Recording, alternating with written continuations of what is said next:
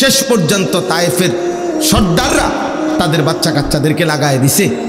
নাউজুবিল্লাহ, এই লোকটা পাগল, যত পারো পাথর মেরে তারে আমাদের তায়েফের সীমানার থেকে বের করে দাও। ছেলেরা অজরে পাথর মারছে। পাথর মারতে মারতে আল্লাহর নবী সাল্লাল্লাহু আলাইহি সাল্লাম পাথরের আঘাতে রক্তাক্ত হয়ে তায়েফের ময়দান থেকে বের হয়ে গেছেন। তায়েফের সীমানার থেকে যখন বের হইছে, এত বেশি পাথরের আঘাত, আল্লাহর কসম বাপ, আল্লাহর নবী সাল্লাল্লাহু আলাইহি সাল্লাম হযরত যায়েদ বলেন, নবীজির পবিত্র জুতা মুবারক এবং পায়ের তালু রক্তে জমাট বাইদা এভাবে আটকায় গেছে যে আমি জুতা খুলতে পারতেছিলাম না।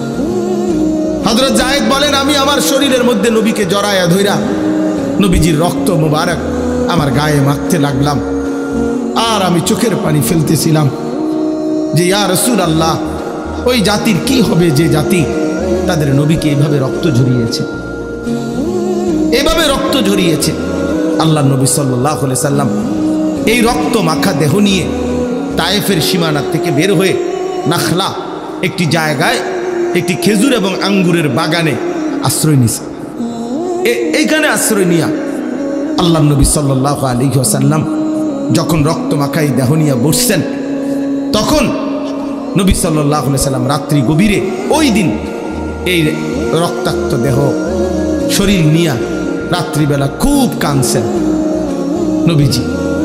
কিতাবের মধ্যে আছে কাঁদতে কাঁদতে নবী আল্লাহ তাআলার কাছে দোয়া করছেন, লম্বা একটা দোয়া করছেন, অনেক বড় দোয়া আছে হাদিসের কিতাবে। এই দোয়ার মধ্যে একটা কথা আছে, আল্লাহর নবী সাল্লাল্লাহু আলাইহি সাল্লাম চোখের পানি ফেলতে ফেলতে মনের আবেগে আল্লাহ পাককে বললেন, ইলা মান তাকিলনি, আয় মাওলা, কার কাছে আমারে পাঠাইলেন, কার কাছে পাঠাইলেন, এ কেমন উম্মতের কাছে পাঠাইলেন যে তাদের নবীকে এভাবে পাথর মারে।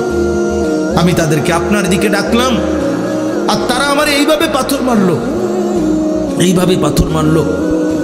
আল্লাহ নবী সাল্লাল্লাহু আলাইহি সাল্লাম বললেন, মাওলা, আমার কি কোনো অপরিচিত লোকদের কাছে পাঠাইলেন, আমার উম্মতের কাছে না নাকি অন্যের কাছে পাঠাইলেন? আবার বললেন, মাওলা, আমার কি কোনো দুশমনের কাছে পাঠাইলেন যাদের উপরে আমার কোনো ক্ষমতাই কার্যকর হলো না, আমার কোনো কথাই প্রভাব ফেললো না? এরকম অনেক কথা বলছেন নবীজি, লম্বা মনের আবেগ এগুলো বলছে।